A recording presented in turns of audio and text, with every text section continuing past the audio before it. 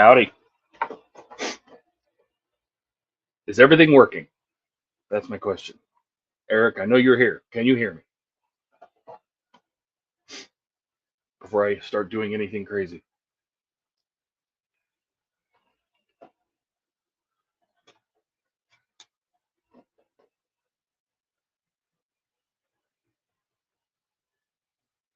Can everybody hear me? Can anybody hear me? Is it coming through? I played with some new things. Like we got OBS set up and I'm using my headset and I just want to see if the audio works.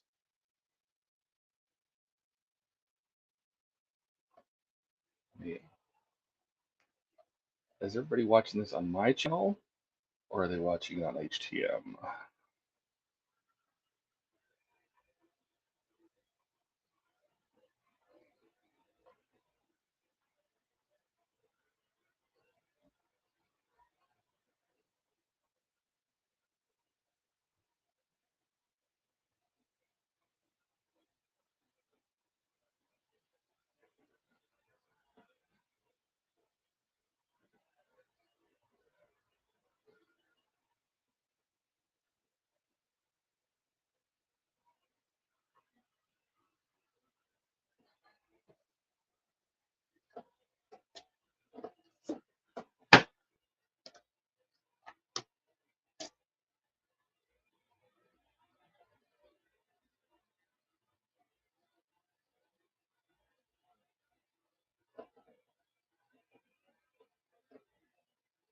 Can you hear me? I just want to make sure the audio works. Just want to make sure the audio works. Just make sure the headset is picking up the audio. Sounds like it is. Yeah, looks like it is.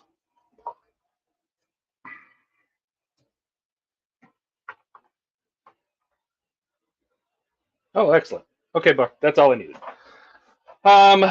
Okay, so I thought I would get on the stream. You guys should get on the stream so I'm not talking to myself. You guys can ask me questions instead of typing in chat.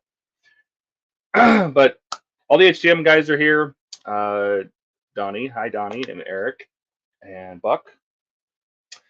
So what I wanted to do, and the whole reason I realized that I have nothing left to build. I don't have anything to build, so what am I going to do? So I realized I was looking at some pictures, and I think what I'm going to do is I'm going to paint the base of this the same tan color as I did the columns, the base of the engine, because I believe these columns they technically went through the catwalk and all the way down to the base. And look at this. Watch, watch, watch, watch. I have my close-up camera on a fade since I used OBS. So these columns should have gone all the way through the catwalk and down. So I'm going to go ahead and pull the base off and just paint it this color. That way the black of the catwalk will kind of break it up a little bit. And I don't know, maybe it'll look interesting. But in the meantime, I figured I would show people how I airbrush. So, and this is that remote I was telling you about, right? This came with this little tripod for my, this little guy. It came with it, and I can totally Bluetooth this to my laptop, and when I push the buttons, it changes the scene. So I can just push this, and it'll change my camera for me. So I don't have to mess with it. I can just keep that off to the side, and we can do close-ups when we need to. Okay, to get started, I use my main airbrush is a Grex. I think it's a GCX03 or something, but it's a Grex. It's a whole Grex setup with a gun. I particularly like the trigger guns. For me, I have big hands, and so it's nice to have very fine controls with it. I also am going to use my Iowata needle or Neo, which I use this for more gummy paints. This was a really cheap airbrush. I think they're about 50 or 60 bucks. This is the typical dual action being it's air and you can control the paint separately, how much the air is on, and then how much paint you're going to do by sliding it backwards. Right, so that would turn the air on, and that says how much paint you want to spray. So I use this for metallics, like gummy metallics that have a lot of material in them. like the Tamiya. The Tamiya metallics are really gummy. So I'll shoot those through that. I'll shoot through finishes through this. So I'll shoot like they're also sticky, like the satin finish, the glosses, flats, things like that, like this satin varnish that I use. So we'll get to that when we do that. So there's a trick to airbrush that I had to learn. There's a little bit of an art to it. It is a mix of paint and pressure and distance, and all those things combined. It's like dealing with photography with apertures and shutters. And so this is my junk mat. You know, Buck, you were asking about my junk mat. This is my messy mat. I just spray paint right on it. I don't even care. So what I'm going to do is, since we're going to paint in this color, this is the color I decided to use for my White Star Buff, or the light, just a light brown that's on the Titanic. It's called British Sand Yellow. I don't know if that's going to focus here. We can go to put it on this guy, and it's called British Sand Yellow for Mission Models. So when it comes to airbrushing, this stuff is supposedly ready to go right out of the box, or right out of the bottle. Some of them say that, some of them don't. The nice thing I like about Mission Models is, I don't know if you're going to be able to hear it, but there's a little ball in there, so it actually helps mix this up. The Tamiyas, like the Vallejos, don't have that. The Tamiyas definitely don't have that, but I use a stirrer in little jars. So just gonna mix this up real good. I usually start the airbrush like on the guns here. You know, airbrushing is all about atomizing the paint into the airstream. So on this, the gun has a detent, so it has this detent, and then it back pulls the needle. So this just turns on air, and it doesn't control how much air. It just turns the air on or off.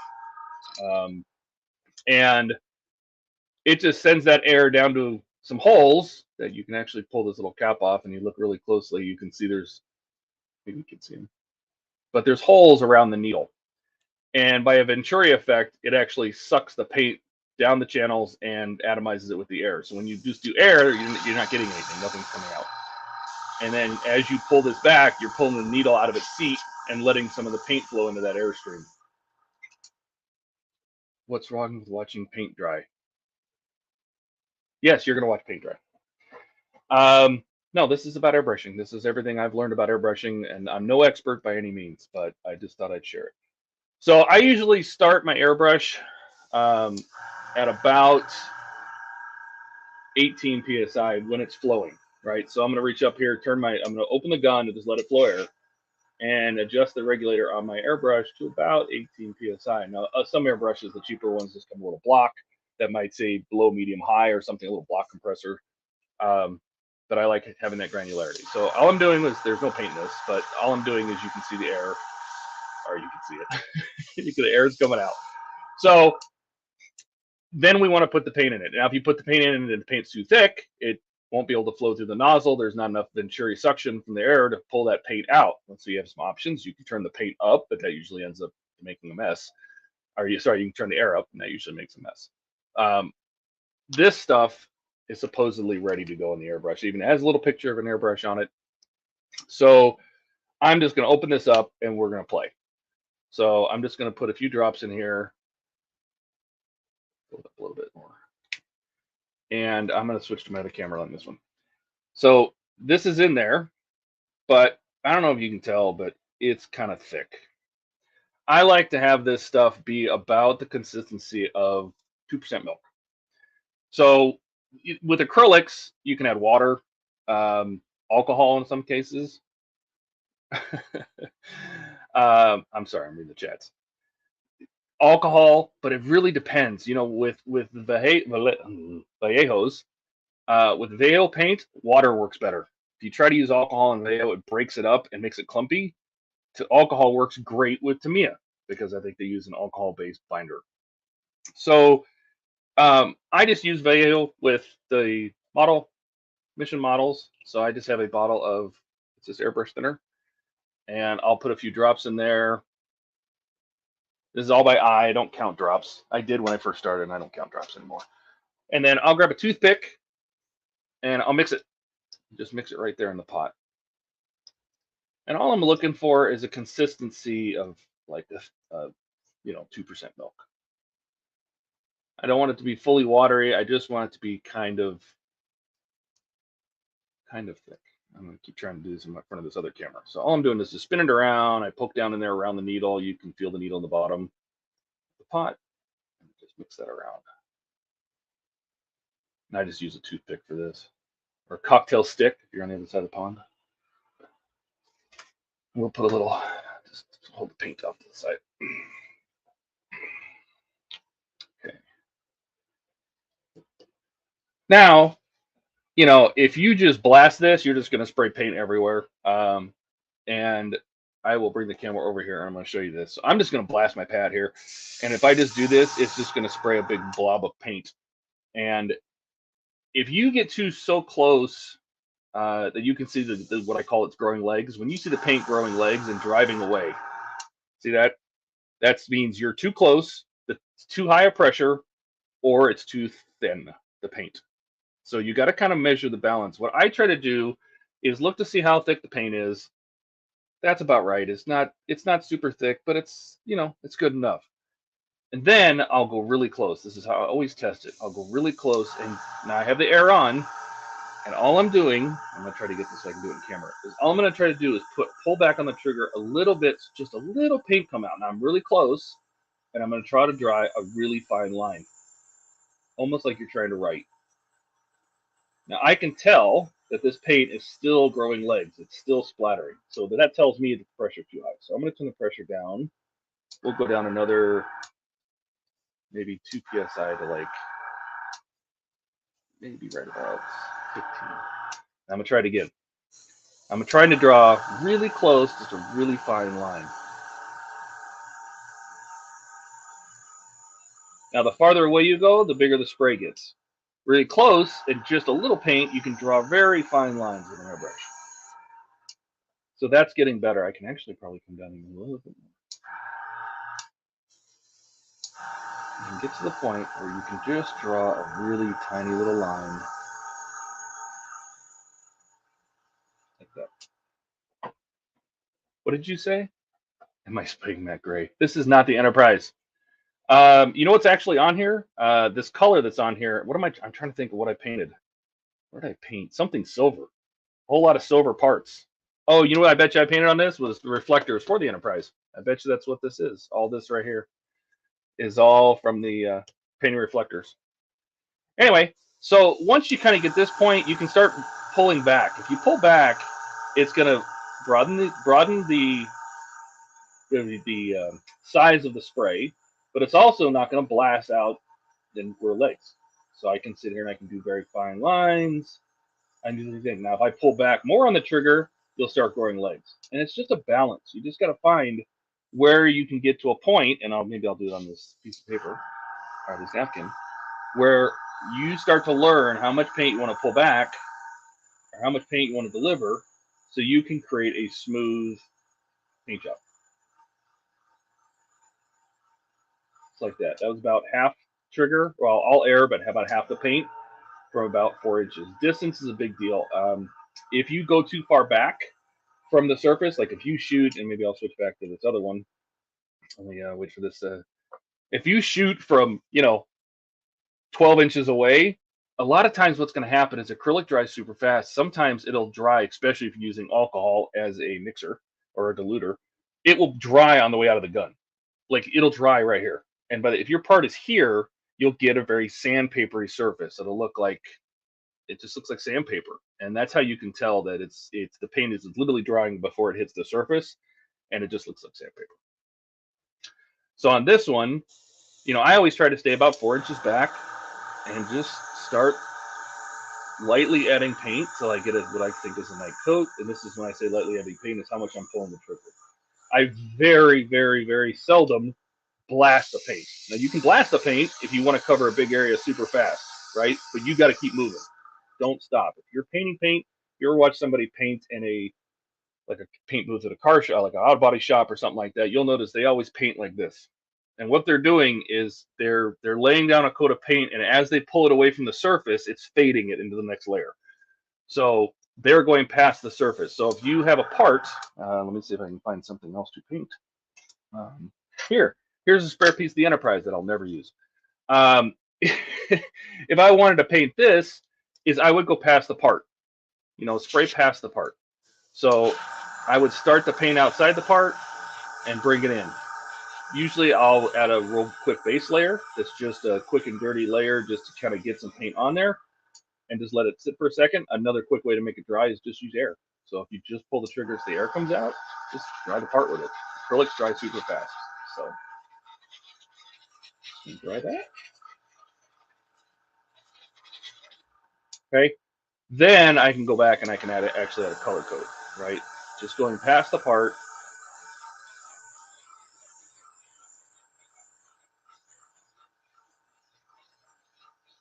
I'm not full trigger, not half trigger.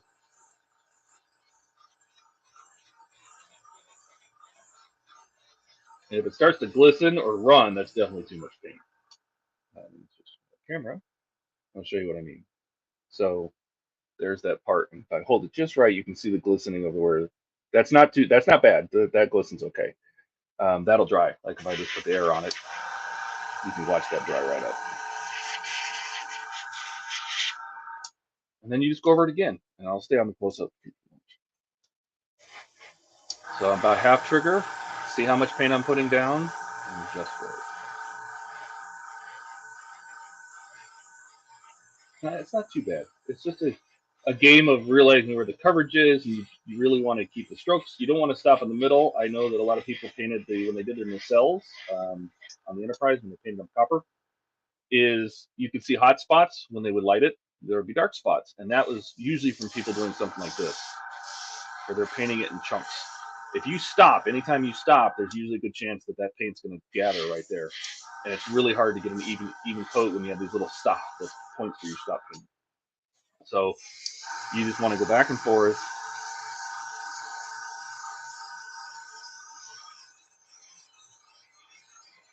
Acrylic super dry. I'm off camera. See what I'm doing?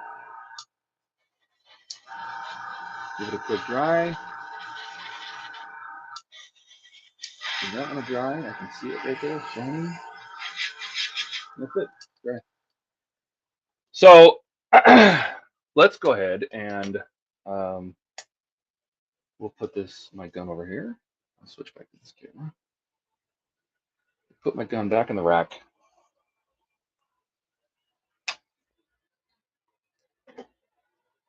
How are we doing? I'm watching chat. I don't see anything crazy. I don't see any questions. You guys are just talking amongst yourselves, and that's okay. But what I'm going to do is I'm going to pop the bottom. I'm going to go ahead and pop the base off this. It's got 8 screws, so I'm going to grab my bowl and start pulling the screws out.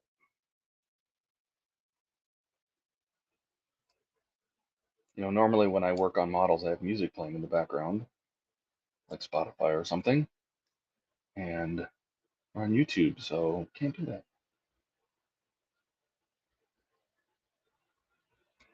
Really? A guy in the Air Force just asked me why the sky is blue. Because it's reflecting all the water. No. That's why pools are blue, because it's reflecting the sky. It's because of the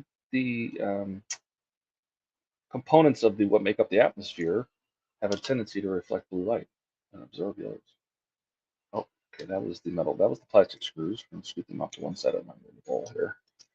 Now we'll pull out the 4 metal screws.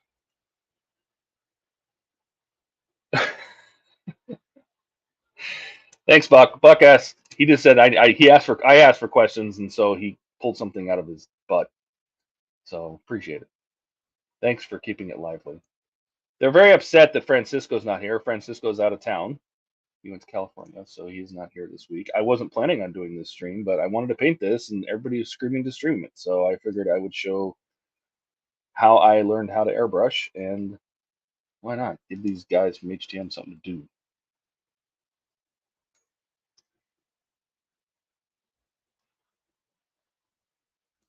All right, so we're on the last screw. There goes the last screw, and then this should just pop right off. We'll set the engine over. So all I want to do is paint this base. We'll just paint the same color. So I'm gonna set the screws aside. We'll set our little paints in this. You want this on top camera, or you want to see it close up? You tell me. I'll throw out the other camera.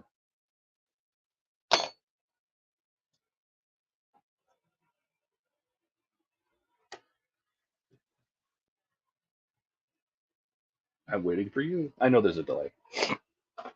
Excuse me. Oh, you know what? I don't have a drink. I need to go get a drink. You answer me while I go get a drink.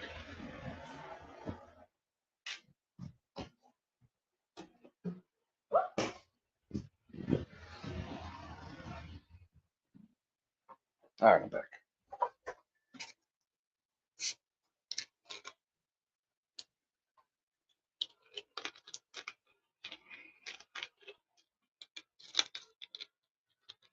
I think I'm gonna go ahead and do this on the close-up camera if it decides to focus. Focus. Do it. Do it. No, this. No. You gonna focus? It's gonna try. It's not even gonna try.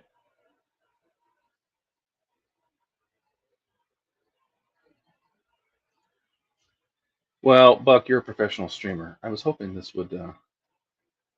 Let's do this another way. I'm gonna move this camera. Sorry. See if I can get it a little lower.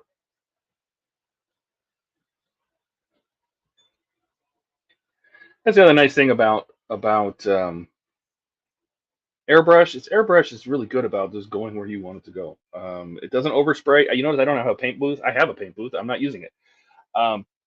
Paint booth is a little tough to set up, and this is acrylic, so it doesn't. It's water based. It's not toxic. It's not like painting enamels. If I was painting enamels, I would. Excuse me. I would use the paint booth and probably a mask, depending on how much mess it made. All right, so I'm gonna check. Let's see how much paint we have. Yep, I pretty much used it all, so we'll put some more in there, and we'll thin it down just a few drops. We're not gonna need too much. A little bit more.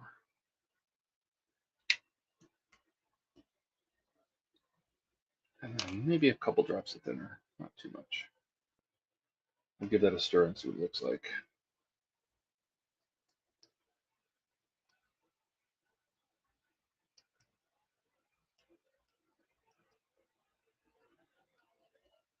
Yes, Buck. Well, I had a drink, but I finished it sitting here waiting for you guys. So I had to go get a new one. All right, that's pretty good. So we'll do a test spray real quick. So I'll grab my napkin. We'll just see how this is going to spray. Oh yeah, it's going to be fine.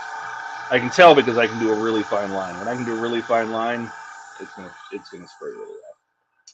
So put that to the side. We'll just paint this right on the deck. I'm gonna move this so you can see it best. So I'm just going to be about 3 inches back and start off the edge so we can see it. See how much I want to use. Maybe about a third of the trigger, right? And all I'm going to do is we're just going to give it a real quick base coat. I'm backing up actually a little bit.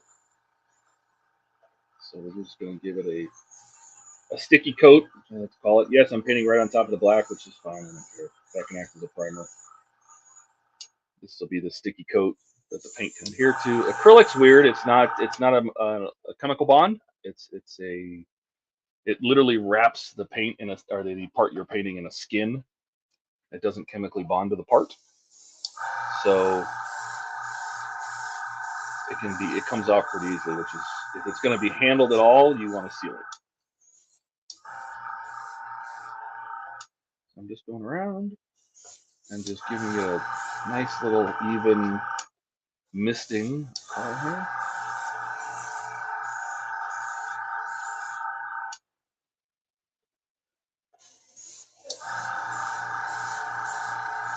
All right. And then I'm just going to air it real quick so we don't sit here and watch it dry.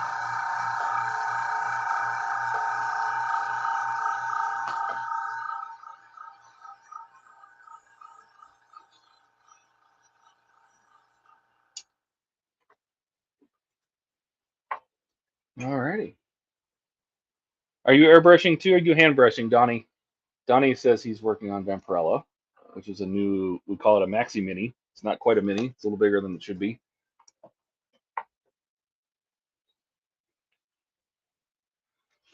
All right. Now we can go with the color coats and make sure I have some good paint. And I'm just going to move a little slower. We're just going to add layers to this. You can add lots of coats. Doesn't hurt anything. So especially when I'm doing something that doesn't have a lot of fine detail. If it has fine detail, there's a good chance that you want to not use as many coats as possible so you don't cover the detail up.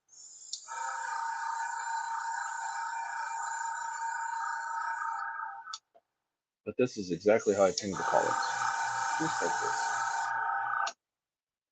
I don't want to stay in one place too long. I don't want it to puddle.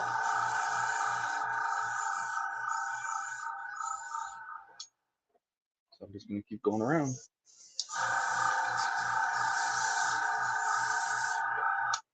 And circle.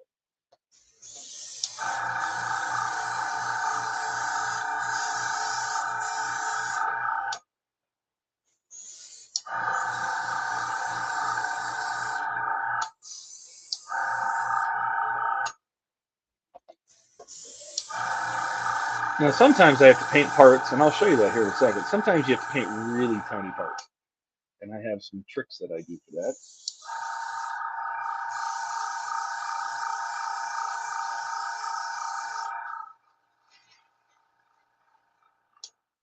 Sure.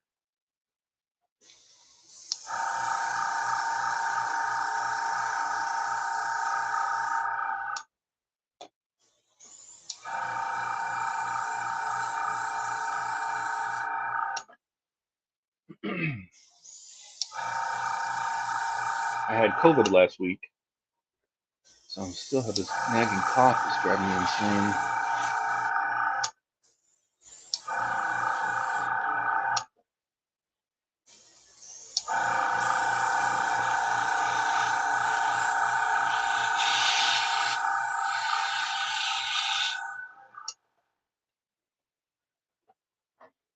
I wonder, let's see if I was trying to see if maybe I could.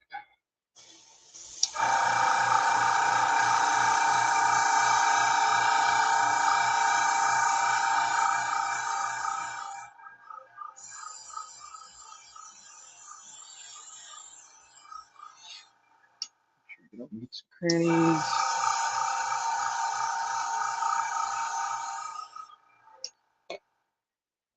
If I know I'm gonna be hand holding parts, I usually wear gloves just to keep my fingers from getting completely covered. I'll put on pair of rubber gloves or something. But this is such a minor.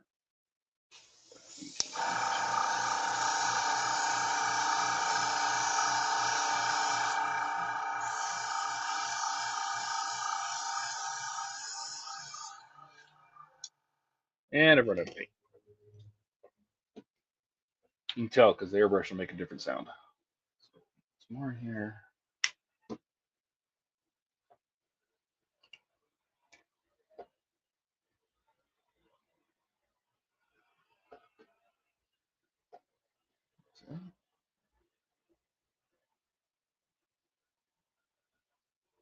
That looks pretty good.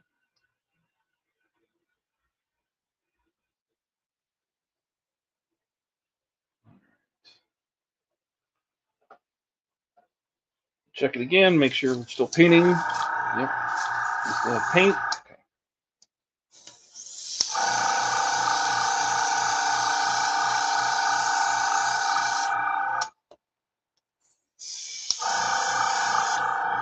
Now, since we're painting a black part, I usually try to make sure this is well covered, so the black doesn't show through.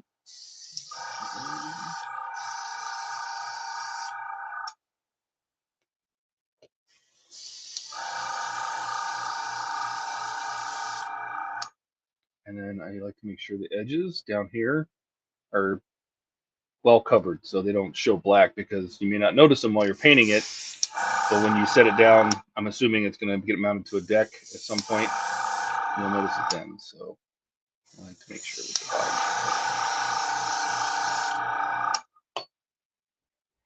All right. Just using air. Just kind of let anything that might be still wet dry, and then we'll take a look at the focus and stuff.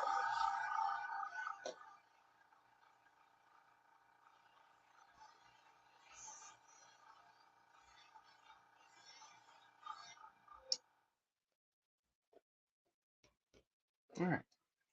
So I'll put my gun in my holder. This is just this little paintbrush holder I found on Amazon, and we'll let that sit for just a second. Now, when I'm painting small parts, and I use cross-link tweezers. So I use these all the time. I must have 10 of these. I have them all different shapes and sizes. You can tell these are green. I use these to paint the Titanic parts. Like the green, the capstans, and the different parts. I have all a bunch of different kinds. These are cross-link, so when you let go of them, they close together, and so they'll hold things for you. I use these all the time for painting. They're fantastic. They're also very great for soldering, for holding wires. If you're soldering, that's what this is for. It has a wire cage on it to hold the wire up in the air. I use these all the time. The other thing I do, and I'll see if I can grab it, is if I'm using the paint booth, is I grabbed, and I'm going to go back to the top camera for this one. This is just a cat scratch pad for like a kitty cat scratch their nails on. And then I grab skewers and put alligator clip ends on. I see this used a lot. A lot of people do this because you can poke it right down into all the various holes in the cardboard and use this to hold parts for painting bigger pieces, or when you're painting in the paint booth. I'll use this all the time for painting in the paint booth. But if it's little one-off stuff, I use the cross-link tweezers or cross locks. I'll use these guys all the time because they're quick, they're easy, they hold parts until they dry, and then I don't have to worry about it anymore. I used to put everything on those toothpicks, and then I got these, and I started to realize that I don't need to haul paint booths out every time just to paint something small. Let's see, who do we have? So Steve is here. Hi, Steve. What is he saying? I really thought that a company that made display sets sell for several $100s would really make really good models, but you would be wrong. Serious gaps. Some faces on this kit. Neat idea. Use floral styrofoam. Yes, that also works. I have blocks of styrofoam that I also use. Let me go back on top. I have blocks of styrofoam that I use for painting screw heads. Like this is what I use to paint all the screws on the DeLorean. And I even had all the screws marked, which one's LM, BM. And if you look really closely, there's actually still screws in there. Like when I would pop all the screw heads in here, and then I would spray paint all the screw heads. Just various colors depending on, like this was for the Titanic. There's the green. I use this block all the time for painting things like that. Things that I can just stuff into a piece of styrofoam, that's great. Things that have tabs or pins, that works great for that. But if it's super tiny, it doesn't work. So that's what I do with that stuff. All right, so we're going to take a look at our base here and see how we did. So we'll switch back to this camera and we'll see how it looks. So that looks pretty good. I don't see any gray from the black showing through. That looks pretty good. I think we're good. So now we'll seal it, because this paint can be easily scratched off. That's the downside of acrylics. They don't bond to the material, and so if you scratch this, the paint's going to come off, and it'll expose what's below it. So, oh yes, like this, like the smash button. I think, did you mean that in backwards? I think you did. So what we're going to do is we're going to switch guns. So another little trick, I should probably show you this. Underneath my Grex, I bought, if you don't put something underneath this particular compressor, It has little suction feet, but they don't really work that well. This vibrates so much that it'll walk. It'll start walking across your surface. You know what I found works really well is I bought a little mouse pad. It's just a cheap Amazon like $3 mouse pad, and it works really well at keeping this thing from walking away. All right. So to do a satin finish or clear coat or top coat or whatever you want to call it, to seal and protect this paint, I'm going to use my satin varnish, which is just a Vallejo color. And this stuff is thick. I tend not to try to dilute this. And so what I'll end up doing is I'll actually shoot this at a higher pressure. So we're going to put this in my other gun. So my paint guns have a quick disconnect. So I just pull this off and put that back on the rack, and we'll grab the Neo and pop this on the Neo. So now we have air in the Neo. I'm going to crank the pressure back up. And when I set pressure, I always do it with the gun running, because that's what the paint pressure is going to run at. So we're going to run this probably higher than 20, maybe 22, just to see how it does. Okay. Like this. See, you hover over that. Ew, like the smash button. Is that an HTM thing, Buck? All right. Shake this up real good. This is the satin varnish. I don't want to keep it flat. I like it to look like it's a little, somebody's wiped it down with something nice. So I like to use the satin. So this looks creamy. It's white.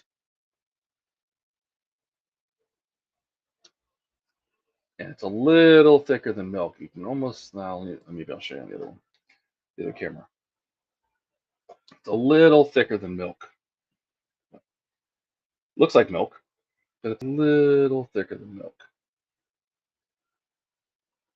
So in order to paint this, and this is tricky because you're painting this and it's clear. So, and that's the point, but you can't see where it's going. So you have to be a little more careful when it comes to painting the clears. Now, when you paint them, so I'm going to turn the air on and I'm going to pull the needle back, and you can just see it darkening. Just see it darkening the color there. So you know it's spraying. We actually need even more pressure to spray this. And it needs more needle too. So I can tell because it's darkening that it's actually spraying.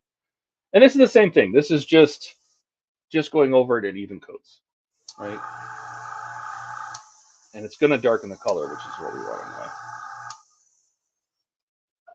We're just sealing that color in.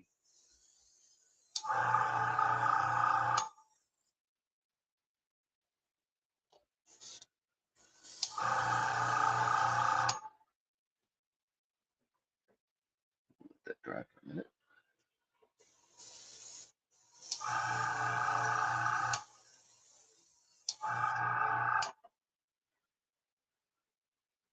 Flow improver? Yeah, I mean, we could probably, do I have any of that?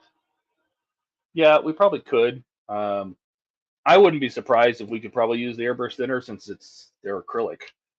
So we'll put a couple drops in. How about that? Grab a new toothpick.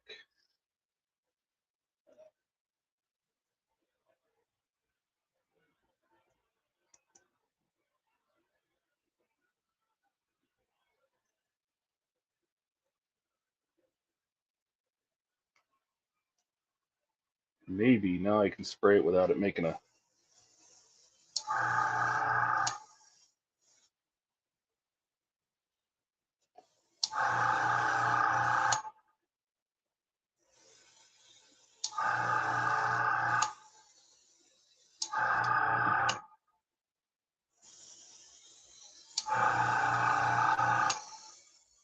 Yeah, it's a little better.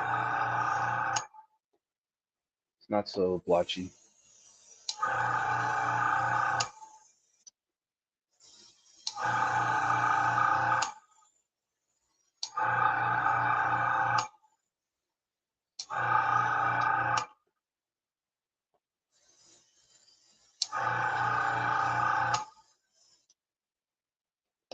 And that tones down the color. When I was painting the green on the windlasses, it's really bright. It's a sick green game air color, and it was kind of a little vibrant. And as soon as I hit them with the satin or even the flat, just the matte varnish, it toned that color way down, and I liked it. So.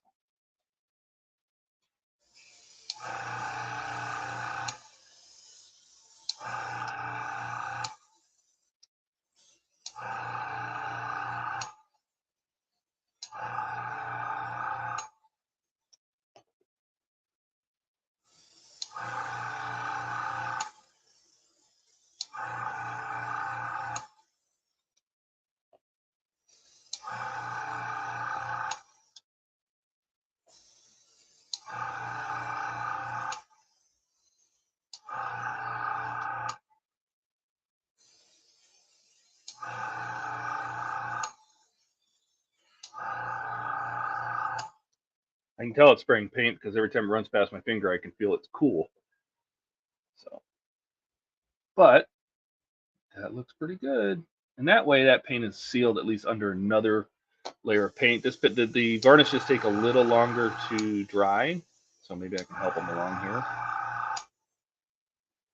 Just shooting air, no varnish at this point. Just pushing the needle down and not pulling it forward, just spraying air out. Just help it dry.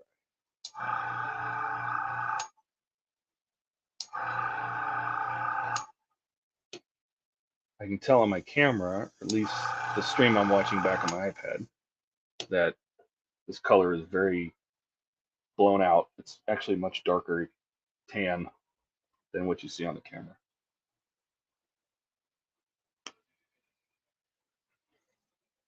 Give that a second to dry. Again, I'm just using the air.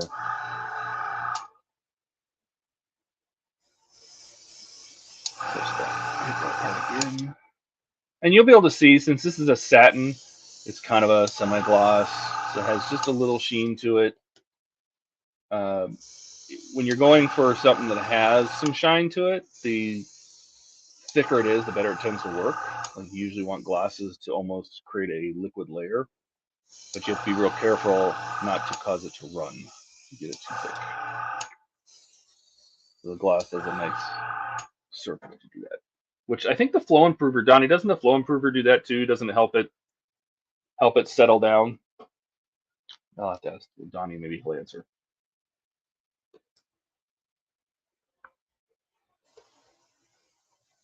I know there's a when you're painting, Tamiya makes a paint retardant, or I don't know what they call it, something kind of paint retarder. And what it does is it makes it so it doesn't dry as fast, which helps it kind of self-level. Again, I'm just putting air on this. Hey, Hobby Time. Welcome.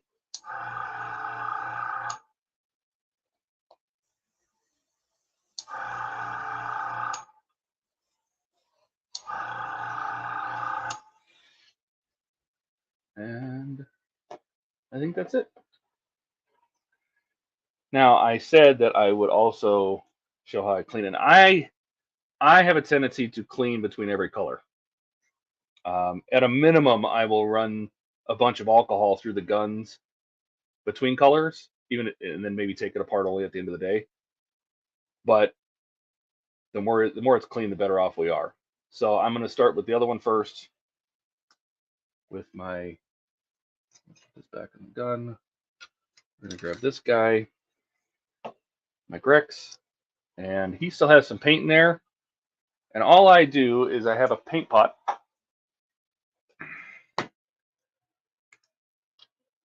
And let me hook this back up to the air. And I have some, I think what I'm going to do, give me 1 second. I'm going to switch back up here to the top camera. Is I'm going to take this guy and stand him up so he'll have a more better view. All of the sheens, Donnie, all of them. Now let's see if that's a little better view of what I'm doing here. I don't want to touch this just yet. Just barely slide out of the way. So I just have a little paint pot. It's got every color unimaginable painted in there already. Pull the plugs out, and then I will take some 99% isopropyl alcohol that I have dumped in these. These are basically just ketchup dispensers. And I will fill that bowl up.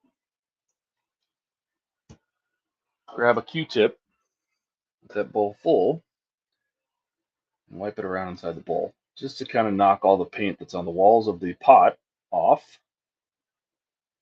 You'll see what I mean about these much more water-based, since I'm putting alcohol in here. If you can see this, you can see, do you see that lump? This is what I mean about if you use alcohol. Do you see that? That's the paint. And if you use alcohol with Vallejo, or even this, which is Model Masters, you usually end up with a bad experience because it's going to get really gummy. So all I'm going to do is scoop all that gunk out of there. Throw that away. I use alcohol to dilute only with my Tamiyas. And I'll use water, or in this case, the Vallejo airbrush thinner. Anyway, so we'll just clean out that bowl. Just kind of get most of this gunk out of here. Some more. I push it all the way down and move it and spin it around so it'll grab some of the gunk off. Look at all that. Grab all the gunk off the needle. Alcohol makes this stuff immediately turn to goo. All right. Then what I'll do is I turn the pressure really high, like this one's at 25 now, and I'll just spray it all into the pot. And I just give it a lot of, I'm basically working the paint through the needle. And if you watch, that pot's going to slowly go down, suck all that through. I just didn't want to suck all that gunk through.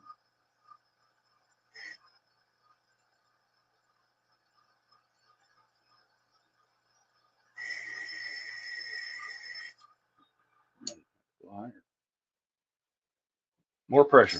Push it through. And it makes my room smell like a hospital. Pushing all that alcohol through.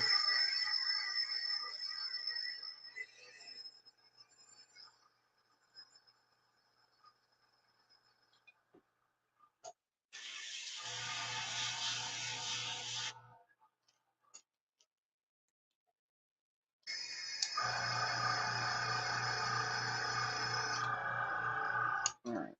Then once I get to that point, I'll take the bowl off the pot, and you can see the gunk in there. It's just gross.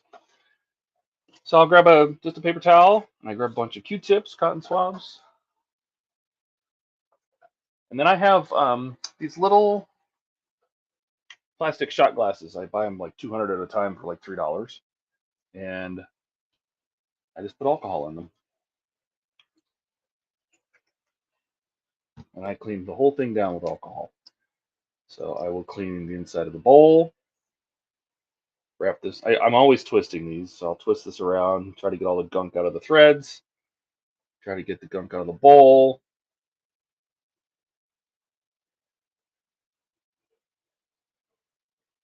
Like that. It's a good start. All that stuff out of there. Then we'll pull the needle. So to pull the needle, you pull the back of this off, just the back cover. That exposes the, I don't know what they call this, needle chuck, maybe? You unscrew the needle chuck, and then you should be able to pull the needle straight out. Right? So I put the needle to the side, be very careful with it, try not to bend it or break it. But now there's nothing down inside this bowl, so we can get down in there and clean it really well. So just jam a nice, dip it in the alcohol, jam a nice wet toothpick down in there. Try to get all of this out. Everything I can get, as clean as I can get. You'll never get it all. You're trying to get most. There's a little tiny tidbit of paint still left in the gun. It should hopefully spray out with the next time you use it. But I like to try to get as much as I can.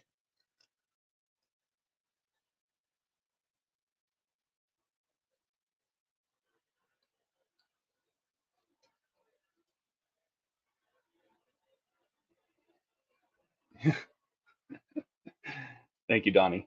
The undercover Sheen, yes. Emilio Estevez, the brother that didn't want to be a Sheen, apparently. Then I'll take the needle. This is just the nozzle. This is just held on mine. It's held on and most of them, it's held on with just magnets. So I just pop that off, put the gun to the side real quick, and I just take. Let's see, I painted my finger. This is why I wear gloves usually. And I just clean the inside of the nozzle again, just with a wet cotton swab, just so it's nice and shiny. Again, doesn't take much. Paint's really thin on it. Set that to the side. Then I'll take the end of the gun where the nozzle is, which the needle comes out of that center there. The needle's out of it now, so I don't have to worry about cleaning this. You want to take the needle out first. Don't do this with the needle in it, because the needle actually sticks out of this hole and you can easily bend the tip. Don't ask me how, because I've already replaced this needle once. Do it. So I just clean down around there. Now you can pull this part off too. This is where the paint and the air come through. So there's the holes that the air shoots through. Let me see if I can get that on camera. This is the air gets fed from these 4 holes.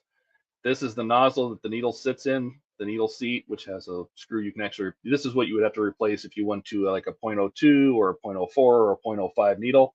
You'd want to replace this nozzle when you replace the needle. They give you tools to do that, but I've never seen paint inside here, because the paint gets mixed post this part. So if you got paint in there, it's something else going on. So I just want to show you, but I don't usually get paint there. I probably did, Buck. It's okay. You're getting the gist of it, right? So now I can put this little cap back on. Again, it's magnetic. Now we'll clean the needle.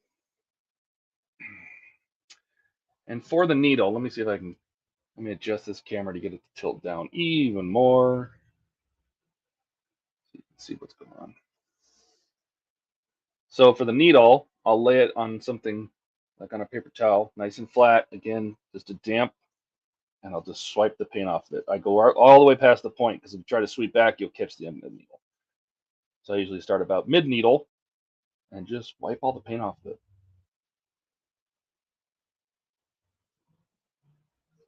Until it's nice and shiny and smooth. Yep, that looks good. I don't feel any paint on there. That's good.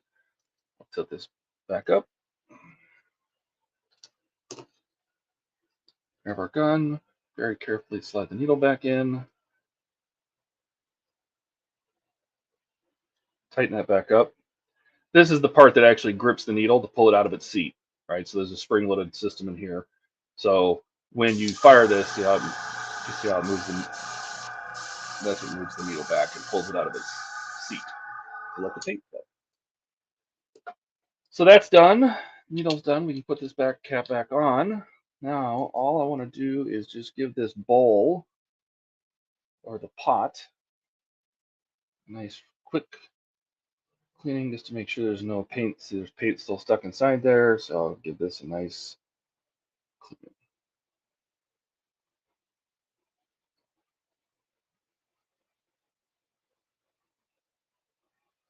I see I'm getting emails. People are leaving comments on my Eagle Moss bankruptcy page I put up on Partworks, because I just keep trying to collect as much information as I can get about what's going on. I have not heard back from the Chinese manufacturer. I don't know who's listening, but I did ask them if they've actually produced the last 2 issues of the Ecto 1, and they're sitting in a warehouse, or they haven't even done them yet. And I also asked them if they ever made any issues past 82 on the Enterprise. We know they've done the DeLorean, because all those issues are available. And we'll see what they say. Anyway, screw that back on, and then I'll do one more thing. Well, I guess there's one more thing after this, so 2 more things. Is I'll give it a quick wipe down with just alcohol and all the cracks, just to make sure I didn't have any I didn't spill anything. Just that it stays clean. There's a little bit there. I'll just wipe the whole gun down, so it looks nice. Let's keep the paint off it. I've had this gun for 2 years, and it basically looks new. Put the cap back on. I very seldom shoot with the cap on, the pot cap, because it just gets full of paint. I'm usually never shooting at such an angle that the paint's going to come out of the pot. So I just remember that this pot is open, and I don't tilt the gun so much that I spill paint. So that gun is done. The only thing I have left to do is I use needle juice from Badger. If you leave this gun, there's always going to be tiny little bits of paint that stay inside this gun. So if you were to just go ahead and put this away right now and just let it store, a lot of times the needle will stick. You won't be able to get the needle from off the seat. So I use this stuff, and it's basically just takes care of and lubricates and protects your airbrush. I put in 1 drop. It's going to run down the side. 1 drop. That's all it needs. And then I usually just take this into my paint pot and just let that juice flow through the gun. Lots of presses on the trigger, because this stuff stinks. It doesn't have the greatest smell in the world. And that's it. The rest I can usually just spray in a trash can or something, so it's gone. So it just sprays air, and then I put it away. We're done cleaning that one. The other gun is very much the same. So this one, the clears are a little harder to do because you can't see the paint. But when you start putting alcohol on it, you'll be able to see where it's smearing around. Like, see, there's some gunk in there. Let me put some air on it and see if we can blow that out.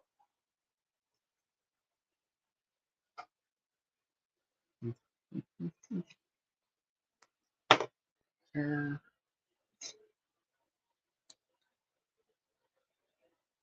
Just a quick connect. Close this quick connect.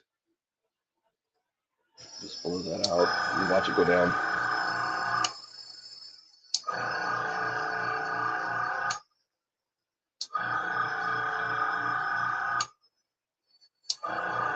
So it's done.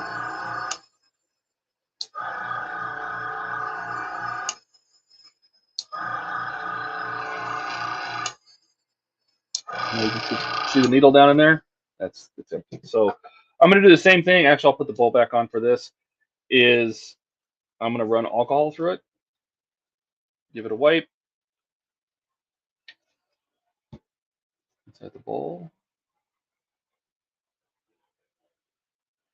What do you mean color cup? Hobby Time, what are you talking about? Hobby Time said color cup.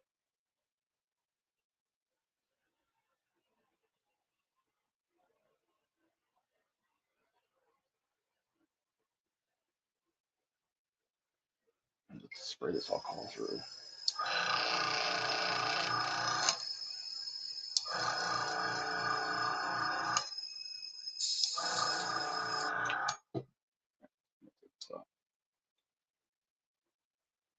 And then basically the same. This Iwata is basically set up the exact same way. It has the needle chuck, pull the needle out.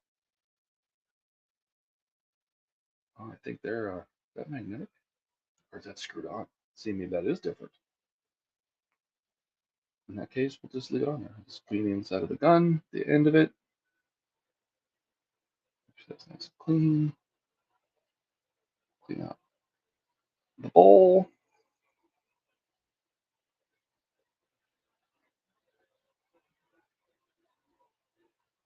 That's nice and clean. Then we'll do the needle real quick. Oh, the color cup? Yeah, I mean they have lots of names. Some people say pot. Some you can say the color cup. Whatever you want to call it. And the airbrushes come in different flavors too. Like these are technically gravity feeds. All right, the cup is on top of the gun, and some people don't like gravity feeds because this is gravity feed. The gravity pulls the paint down. You can't see if you're right behind the gun. You can't see where you're painting. You're looking down the barrel of the gun. You can't see what you're painting because the cup's in the way. I don't mind because I usually shoot from an angle anyway, so it doesn't bother me. They have draft cups or suction cup guns that there's a paint cup that sits underneath here and it sucks the paint up. But those tend to eat a lot more paint because you have to fill that cup, you have to fill the tube, and all that kind of stuff. So I don't bother with like draft or suction paint guns. They also have paint guns where the cup is off to the side, so it's a gravity feed, but the cup is off center and pulls it into the side of the cup. But this is the Grex I bought, and this is the one. All right, where were we? So let's clean out this bowl. I hope this is helpful. I mean, I was going to do it anyway, so I figured I'd just throw it on, basically narrate what I do instead of just sitting here doing it by myself. Clean out that really good. Somebody that hasn't paintbrushed or airbrushed, maybe this is going to be enough that they'll give it a shot, because I know when I first did it, it was very daunting. Um, it's really hard to teach the skill of learning when it's too thin and when it's too high pressure and how far away should you be. I say always start it. Don't, I wouldn't shoot really close unless you're trying to purposely do really, really close details. And then you're going to use very little paint and not a lot of pressure. All right. So, see, I don't remember if I did the needle, so I'm going to do it again. I think I did. Needle real good.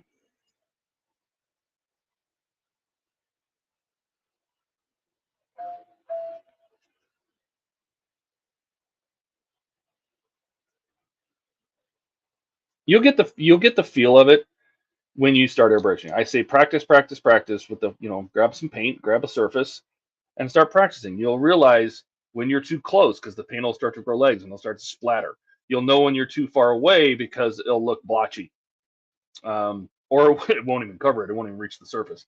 And then how much paint to pull back and spray out of the needle. You'll also learn based on how far away you are, because the closer you are, the finer the spray. The farther away you are, the wider the cone of spray, and the more you cover. So you want to find a distance that'll cover just the area you need to paint, and then learn to pull the paint back until you have enough paint coming out that it works for you, right?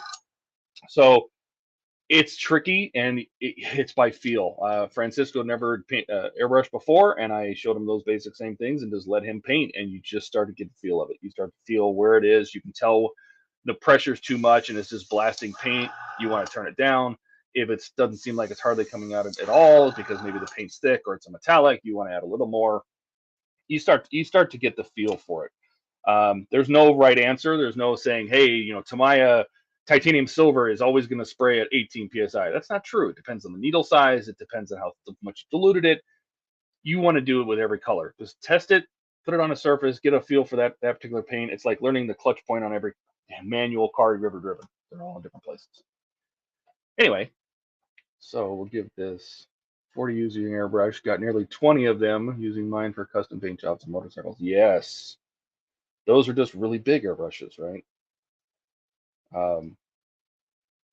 I never expected that I would ever try an airbrush.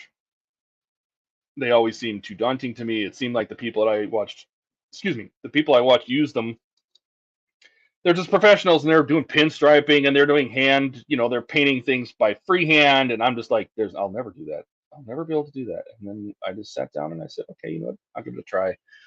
And for what I need it for, they work great. When it comes to this versus paintbrushing, I try to avoid paintbrushing at all costs if I can. There's just a lot more setup when you have to clean the gun between colors, when you got to change the bowl, that's a lot of in between work where you could just get a paintbrush out and just slap it on there. So anyway, so that one's done. That one's now clean. We'll do the actually I want to drop a Badger through that as well. So it's Badger's needle juice, and this stuff has proved really, really good at keeping it lubricates it and it keeps the parts from getting sticky.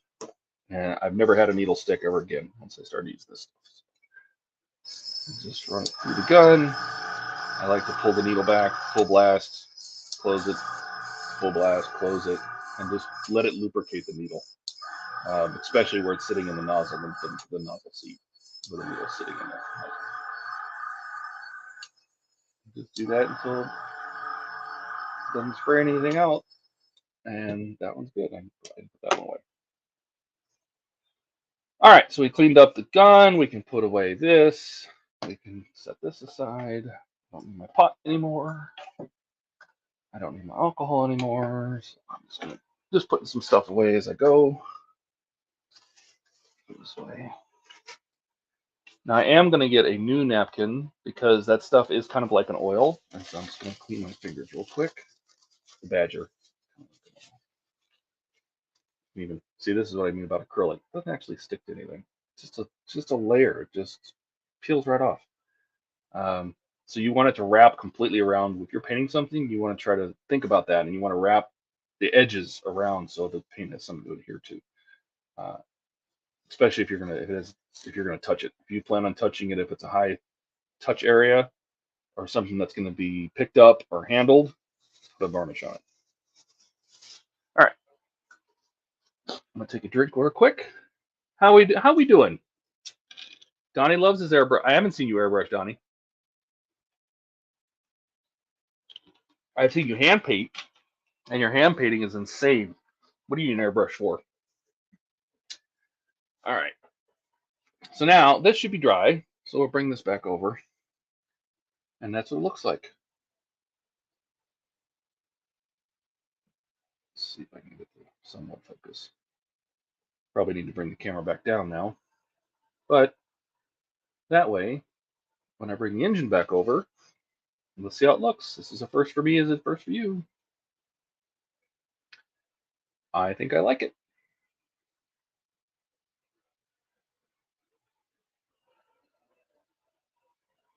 I dip the needle in needle juice and give it a quick wipe. Learn that from watching the video badger. Yeah, yeah.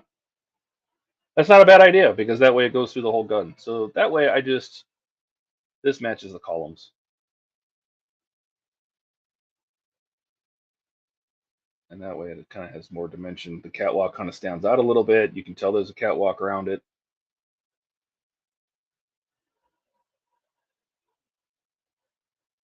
That's what I wanted to do. That was it. So I'll put it back together.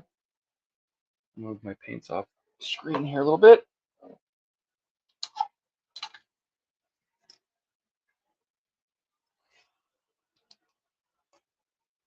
My airbrush is off screen a little bit. We'll put the screws back in this.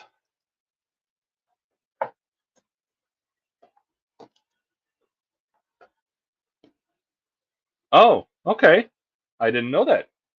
So you did all of the base coats with an airbrush. Oh, excellent. That's very cool. What kind of airbrush do you have? If you don't mind me asking.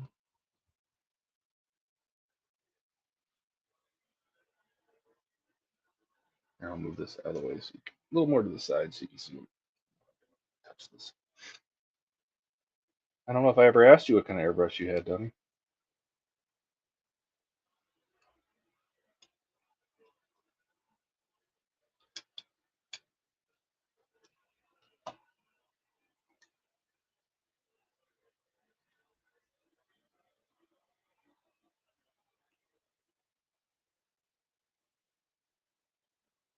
So I'm just putting in the metal screws first, because these go directly into the bottom of the columns.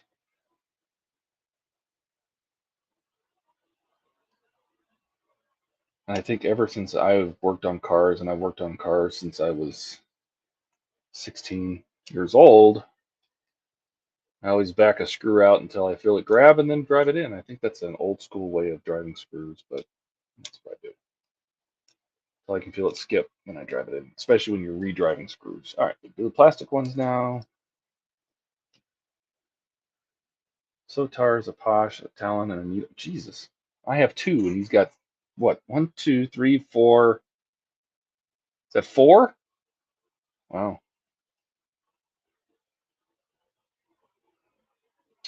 I was, the reason I have a Grex is because my little local hobby shop told me that they were really good, and he happened to sell them, of course. But he also had Posh. He also had Wadas. He was really happy with the way the Grex worked, and so I said I would give it a try, and I bought it.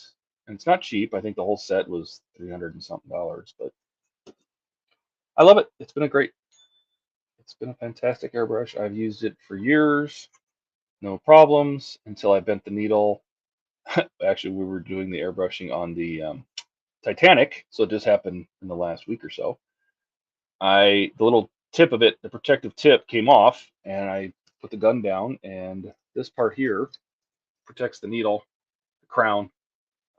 I don't know if you're gonna be able to see it, but the needle is actually sticking out of that. Let me see if I can focus. That needle sticks out of that, out of the nozzle right there. So this protects that. This crown protects that needle, and this had fallen off because it's magnetic. And I set this down and bent that needle. And I had to buy another one. Use the 0.03.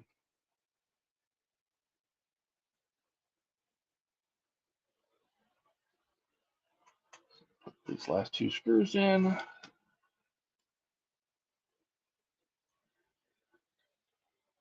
And see, I don't worry about handling this now because it's been nice and varnished, so it's not going to get hurt by the paint. There we go. Nice and seated. It's all screwed back together. We have our engine. Still rotates.